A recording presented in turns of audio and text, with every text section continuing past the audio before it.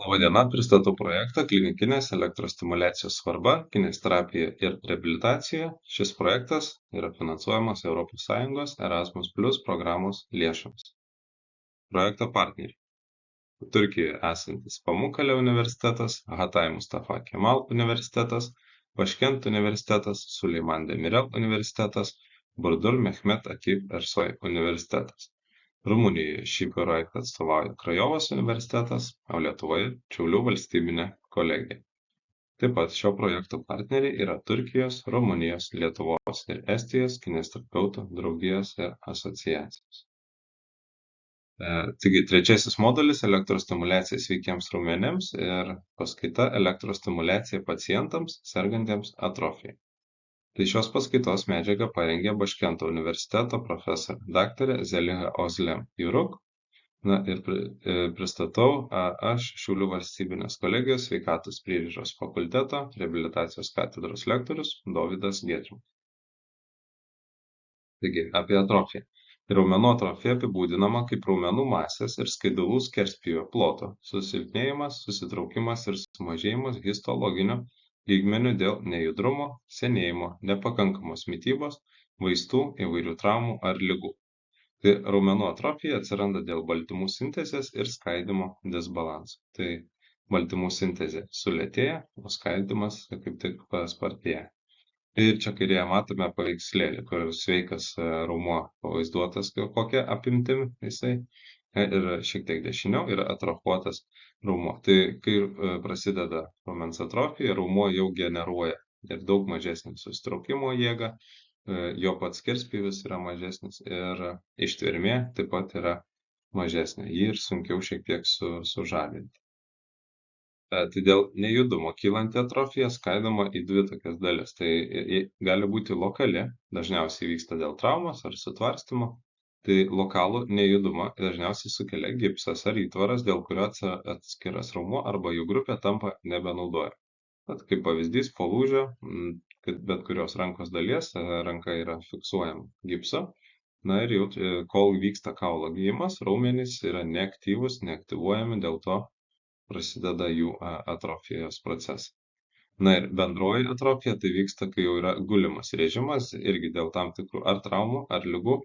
Tai prikaustimas prie lovos gali sukelti keletą komplikacijų, tarp kurių yra atrofija, sąnarių kontraktūros, tromboembolinė liga, atsparumas insulinui, mikrokraujagyslių disfunkcija, sisteminis uždegimas, įvairios žaizdos ir pragaras.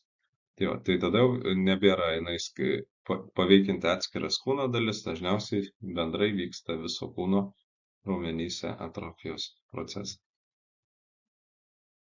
Tai prieš priimant klinikinį sprendimą dėl kineziterapijos ir reabilitacijos programos bei elektrostimuliacijos taikymo, kokią ją parinkti, kokie parametrai, tai būtina nuodugniai įvertinti paciento būklę. Pirmiausia, peržiūrėjus paciento ligos istoriją galima išsiaiškinti reikalingas atsargumo priemones. Kineziterapeutai įvertina disfunkcinę atrofiją sergančių pacientų raumenų jėgą, judesio amplitudes, antropometrinius duomenis, ištvermę, laikyseną, nuovargį ir skausmo jutimą. Taip pat atliekami funkciniai testai, kaip pusiausvyrai ir eisena. Tai elektrostimuliacija dėl nejudumo kylančią atrofiją sergantiems pacientams gali būti taikoma kelių rūšių. Tai neuroraumeninė elektrostimuliacija, funkcinė elektrostimuliacija ir funkcinė magnetinė stimuliacija. Elektrostimuliacijos tikslas ir poveikis dėl nejudumo kylančią atrofiją sergantiems pacientams. Raumenų susitraukimas yra vienas iš stimulų galinčių padidinti raumenų baltymų sintezę. Neuroraumeninė elektrostimuliacija stimuliuoti galima galūnių raumenis, siekiant tiksliau išsiaiškinti poveikį skeleto raumenų audiniui. Ilgalaikis aukšto dažnio, tai didesnio negu 50 Hz neuroraumeninės elektrostimuliacijos poveikis buvo tiriamas telkiantis į konkretų skaidulų tipą. Po kelių neuroraumeninės elektrostimuliacijos seansų pastebėta, kad gydomiems pacientams ir sveikiems asmenims padidėjo pirmo ir antro tipo raumeninės skaidulos. Ir čia paveikslėlė pavaizduota keturgalvio raumens elektros stimuliacija. Tai du elektrodai dedami iš ilgai raumens skaidulų siekiant išgauti šio raumens susitraukimą. Tai kad ir žmogus yra pasyvus, elektros stimulacija sutraukinėdama šiuo atveju keturgalvį raumenį padėtų sustabdyti atrofijos procesus ir paspartinti raumenų baltymų sintezę. Neuroraumeninės elektros stimuliacijos poveikis dėl nejudumo kylančią atrofiją sergantiems pacientams. Tai atrofijos profilaktika mažinant raumenų baltymų irimą, stiprina periferinius raumenis, reguliuoja periferinę apytaką ir didina fizinį pajėgumą. Čia lentelėje pateikiama neuroraumeninės elektros stimuliacijos parametrai dėl nejudumo kylančios atrofijos, bendrosios atrofijos, kai yra gulimas režimas, pacientų raumenų stiprinimui ir apytakos skatinimui. Tai srovė gali būti pasirenkama tai pulsuojanti arba pliūpsninė moduliuota kintamoji srovė, simetrinė dvifazė arba asimetrinė dvifazė. Tai taip pat vienfazis dviejų viršūnių elektros stimuliavimas irgi gali. Tai impulso trukmė būna nuo 100 iki 600 mikrosekundžių. Amplitudė arba intensyvumas tai turėtų būti didžiausias toleruojamas. Tai jeigu yra sveiki raumenys, tai turėtų būti išgaunamas 50% ir didesnis, didžiausios valingų isometrinių susitraukimų vertės. O jeigu raumenys nusilpę ir pažeisti, tai turėtų būti bent 10%, gali aišku būti ir daugiau, didžiausios valingos izometrinio susitraukimo vertės. Impulso dažnis nuo 30 iki 80 Hz, kėlimas ir žeminimas, tai atsižvelgiant į kaip toleruojama, bet standartiškai yra nuo 1 iki 5 sekundžių šitame periode. Darbo ciklas tai gali būti nuo 2 iki 10 sekundžių, o poilsio laikas tai nuo 5 iki 60 sekundžių. Gydymo trukmė 15-60 minučių atsižvelgiant į paciento būklę. Dažnis pačių procedūrų tai nuo 3 iki 5 kartų per savaitę, iš viso 6-8 savaitės. Ir elektrodų išdėstymas, tai standartiškai ant mažų raumenų dedami 2 elektrodai, tai užtenka 1 kanalo, ant stambių raumenų dedami 4 elektrodai, tai yra 2 kanalų stimuliavimas. Dažniausiai aktualiausia yra stimuliuoti apatinių galūnių raumenis ir tai gali būti atliekama arba iš abiejų pusių iš karto, arba iš vienos pusės. Tai prieš tai aptariam raumenų jėgos lavinimui rekomendacijas, o čia šitoje lentelėje pateikiami neuroraumeninės elektros stimuliacijos parametrai, kurie skatina pacientų raumenų ištvermės lavinimą. Tai srovės tipas yra toks pat, praktiškai visi parametrai yra tokie patys. Tai tik amplitudė, tai yra turi nekelti diskomforto ir atsižvelgiant į tai, kad būtų didžiausias pakenčiamas susitraukimas išgaunamas, turėtų būti 25-50% didžiausios valingos izometrinių susitraukimo vertės. Ir ištvermės lavinimo procese skiriasi darbo ir poilsio režimai. Tai jeigu jėgos lavinime yra gana trumpas darbas ir ilgas poilsis, tai čia jau praktiškai vienodi darbo ir poilsio režimai, jau labai intensyvių režimų norint, galima ir trumpesnį poilsio režimą padaryti negu darbo režimą. Tai rekomendacija, kad tiek darbas nuo 5 iki 15 sekundžių truktų, tiek poilsis irgi nuo 5 iki 15 sekundžių truktų. Daugiau visi parametrai išlieka tokie patys, elektrodų klijavimo metodikos rekomendacijos taip pat tokios pat. Neuroraumeninė elektros stimuliacija esant lokaliai imobilizuotoms galūnėms. Tai ši stimuliacija trumpuoju laikotarpiu užkerta kelią įtvaro imobilizuotose triušių galūnių kaulų ir kremzlių, trukdo nykimui, tai tyrimais nustatyta ir gyvūnuose teigiama nauda. Taip pat ir ši stimuliacija užkerta kelią ir įtvarus nešiojančių žmonių raumenų atrofijai. Stimuliacijos protokolas sutampa su prie lovos prikaustytų pacientų gydymo protokolu. Norint parinkti tinkamą vietą elektrodams išdėstinti, reikia praverti atitinkamas įtvaro vietas. Aišku, jeigu tai įmanoma, bet įtvaras ne gipsas, dažniausiai nuimamas, tai stimuliacijos laikotarpiai turėtų pavykti. Elektrodo lazdelę reikia naudoti kaip aktyvų elektrodą, didesnį pasyvų elektrodą reikia dėti šalia gipso ar įtvaro. Tai elektrodo lazdelė būna specialus toksai kaip ir motorinio taško ieškiklis, Tai juo braukiant per raumens pilvelį galima stebėti, susirasti, kurioje vietoje yra didžiausias, aktyviausias raumens susitraukimas ir toje vietoje būtent fiksuoti elektrodą. Neuroraumeninę elektrostimuliaciją imobilizacijos metu galima atlikti 2-5 dienas per savaitę ir kadangi neuroraumeninė elektrostimuliacijos metu spaudžiami kauliniai iškilimai, būtina užtikrinti, kad įtvarai per daug nespaustų tų iškilimų, ypač jeigu yra išgaunamas raumens susitraukimas. Funkcinė elektrostimuliacija gydant dėl nejudumo kylančią atrofiją. Tai vienas iš variantų, kad funkcinę elektrostimuliaciją taikyti minant dviratį, tai būtų alternatyvi su fiziniais pratimais derinama stimuliacija.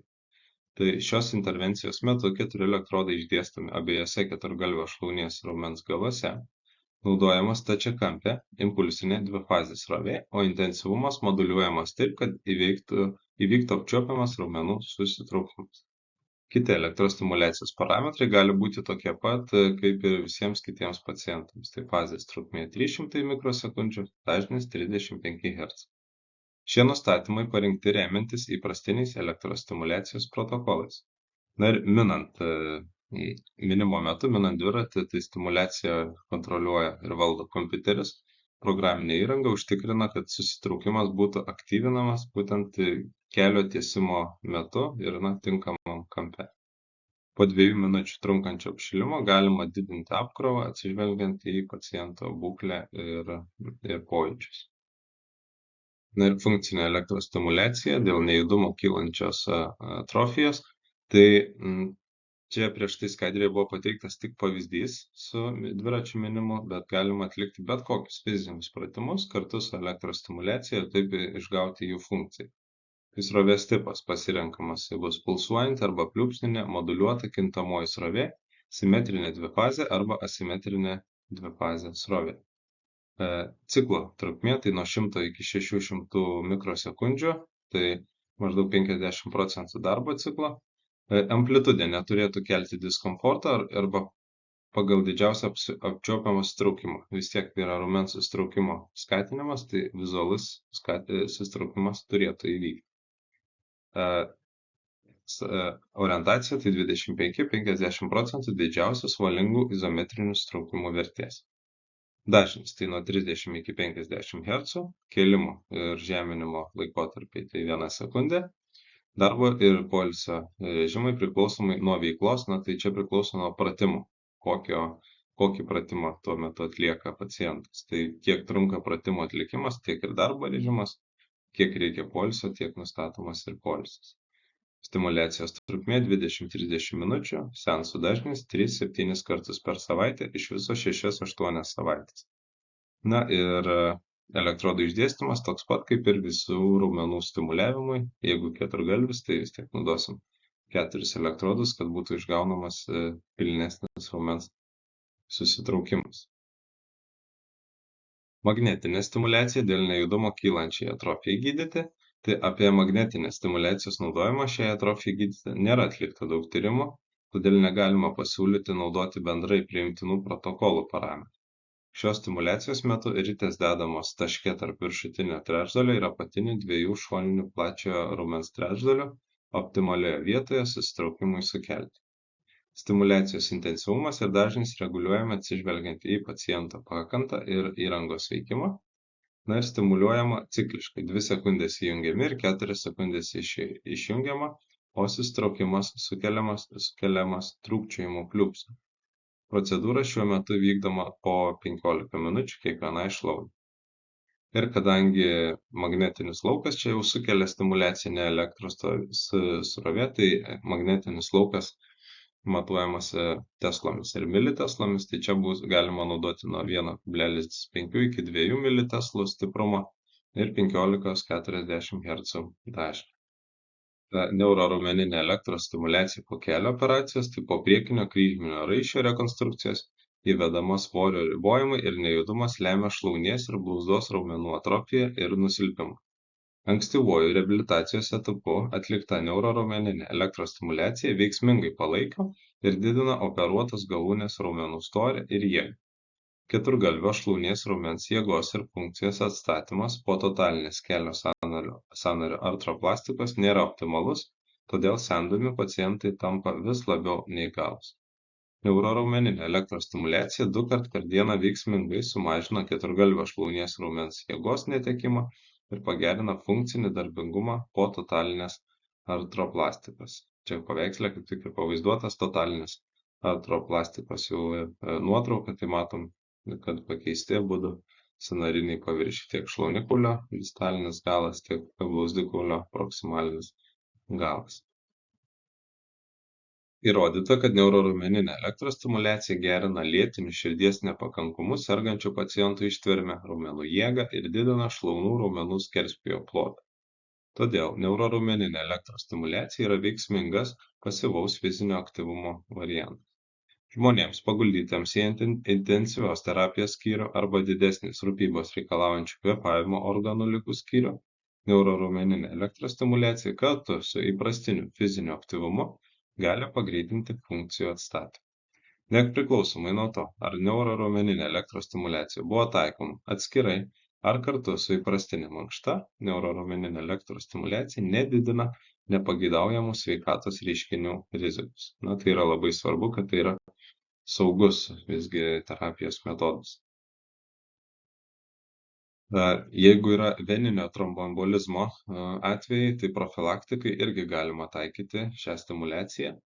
Tai manoma, kad neuroraumeninė elektros stimuliacija yra veiksmingas mechaninis metodas apsaugantis nuo kraujo krešulių susidarymo kojose.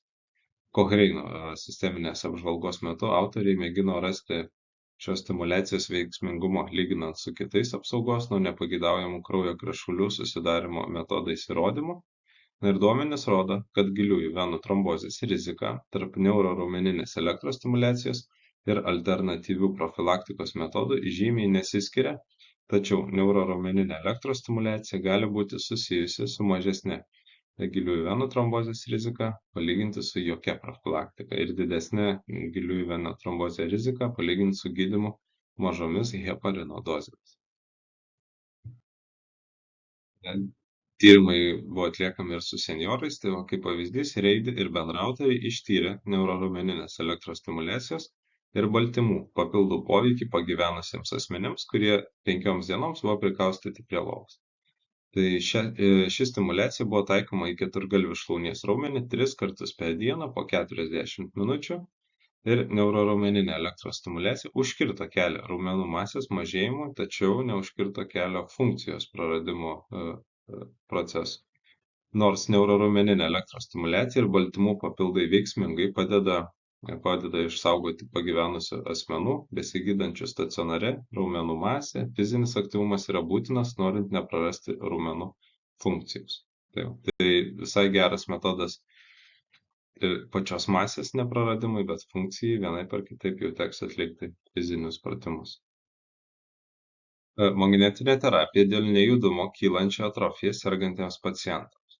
Tai ši terapija įmanomas gerai pakenčiamas ir saugus būdas įvairioms ligoms gydyti, tačiau tyrimų, kuriuose būtų tirtas magnetinės terapijos efektyvumas dėl nejudumo kylančią atrofiją sergantiems pacientams nėra daug. Magnetinė stimuliacija buvo gerai pakenčiama gydomoji intervencija, kuri nepadidino raumenų oksidacinės pažaidos, tačiau padidino lėtai susitraukiančių raumeninių skaidulų apimtį. Tyrimas, kurį atliko Bustamante ir bendraautoriai, ištyrė, kokį poveikį magnetinė terapija turi sunkiomis lėtinio obstrukcinio plaučių ligomis sergančiomis pacientų keturgalvio šlaunies raumenį. Tai kontrolinė šią ligą sergančių pacientų grupė ir klinikinė jų stebėsena buvo atlikta. Tai gydymo grupės nariams buvo atlikta abiejų apatinių galūnių keturgalvių šlaunies raumens stimuliacija. Magnetinė terapija buvo taikoma 15 minučių trukmės seansais, stimuliacijos intensyvumą ir dažnį reguliuojant atsižvelgiant į paciento pakantą ir toleranciją. Sunkia lėtinė obstrukcinė plaučių liga sergantiems pacientams magnetinė stimuliacija buvo gerai pakenčiama gydomoji intervencija, kuri nepadidino raumenų oksidacinės pažaidos, tačiau padidino lėtai susitraukiančių raumeninių skaidulų apimtį. Taigi išvadas šiame skyriuje aptarėme dėl nejudumo kylančią atrofiją sergančių pacientų elektrostimuliacijos paskirtis, taikymo metodus ir atliktus mokslinius tyrimus. Dėl nejudumo kylančią atrofiją sergantiems pacientams galima taikyti neuroraumeninę elektrostimuliaciją, funkcinę elektrostimuliaciją ir magnetinę terapiją. Neuroraumeninė elektrostimuliacija teigiamai veikia periferinių raumenų jėgą ir funkciją, nesukeliant metabolinės apkrovos asmenims, sergantiems atrofija dėl prikaustimo prie lovos. Tačiau neuroraumeninė elektrostimuliacijos panaudojimas esant vietiniai galūnių mobilizacijai yra ribotas ir minimas tik senesniuose tyrimuose. Funkcinė elektrostimuliacija ir magnetinės stimuliacijos poveikis šiai atrofijai nėra aiškus, taip yra dėl mažo šią temą atliktų tyrimų skaičiaus. Siekiant išsiaiškinti elektrostimuliacijos poveikį, reikia atlikti tolesnius tyrimus nejudumo kylančios atrofijos atvejams ištirti. Ir šaltiniai patikimi, kuriais buvo remintis sudarant šios paskaitos medžiagą. Ir pristatau šio projekto narius ir dalyvius, kurie yra atsakingi už šio projekto įgyvendinimą, medžiagos surinkimą ir pateikimą jums paskaitų formatu. Taigi, ačiū už dėmesį.